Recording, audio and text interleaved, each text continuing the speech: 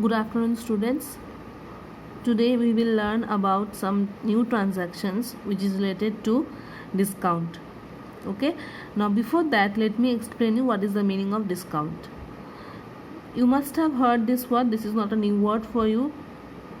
Discount means when we get a commodity at a lesser price than the listed price or than the maximum retail price. Okay, for example, if I go to a shop and if I have to buy a commodity which has a retail price of suppose rupees 100 and I get it or I purchase it for rupees 80, then 20 rupees is the discount price which is availed by me. Okay, so discount means a price which is lower than the retail price or listed price. Now discount can be of two types: trade discount and cash discount. Trade discount is for the transaction which takes place between a wholesaler and retailers, and cash discount is received when we pay the amount promptly in cash. Okay, now the details of these two types of discounts I will give you the notes later on. Just for the timing, you understand that there are two types of discount, that is trade discount and cash discount. Okay, so now we will move on to the transactions that we have received here. First is on Jan 1, we have paid cash to Ramesh rupees 9,000, and we have received a discount from Ramesh rupees 1,000. Now when we are receiving discount, that means this is our gain. Okay, whereas if you look into the next transaction on Jan 5, cash received from Manoj rupees 5,000. That means Manoj is our debtor and we have given him a discount, that is allowed him a discount of rupees 500.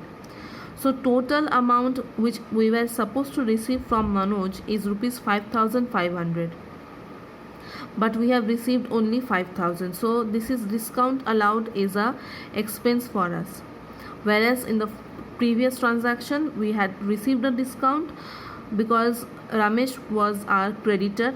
So the discount received becomes our gain and discount allowed becomes our expense. Okay, so see here, the entry goes Ramesh account debit, to cash account, to discount received account. Since we are paying him, so cash is going out and we are receiving a discount, so discount received is an income or gain. So it is not a income, it is a gain. Okay, so we are crediting it and Ramesh is the receiver. Okay, so we were supposed to pay Ramesh 10,000, but we are paying him in cash 9,000. 1,000 is a discount received. Now look into the next transaction on Jan 5. Here what we are having, we are receiving cash from Manoj, so 5,000, and we have allowed him a discount. This is our expense, or this is a loss rather, so 500 it is debited, and from Manoj we are receiving, so through Manoj account 5,500. Okay, now next we'll go for the transaction which happened on Jan 10. Here we have done a credit sales to Hari, so Hari account debit to sales account. Okay, 5,000, 5,000. Now see here the transaction on Jan 12. Hari had returned goods worth rupees 1,000. So this transaction becomes a sales return for our business. Okay, so the net amount which we will receive from Hari now is 5,000 minus 1,000, 4,000. But if you look into the transaction of Jan 16, here it is written that received cash from Hari rupees 3,500 in full settlement of his account.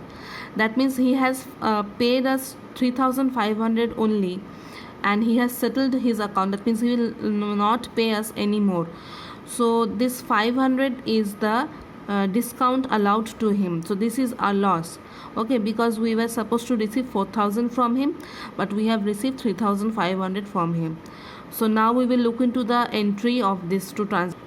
So see here, Jan 12, the transaction which we had on Jan 12, the entry will be sales return account debit. Why? Because these goods are coming to us. Okay. So, and from whom it is coming? To Hari account. So 1000. Now if you look into the transaction of Jan 16, it is cash account debit 3500. Discount allowed account debit 500 and to Hari account 4000. Discount allowed is a loss, so that is why it is debited. Now children, look into the last transaction on Jan 20. Goods sold to Neeraj costing rupees 20,000 at 10% trade discount.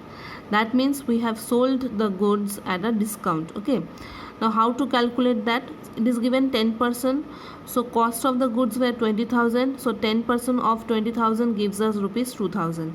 So from this cost price we have to deduct the discount price. That means 2,000 deducted from 20,000. It gives us rupees 18,000. So now the goods will be finally sold to Neeraj at rupees 18,000. Okay.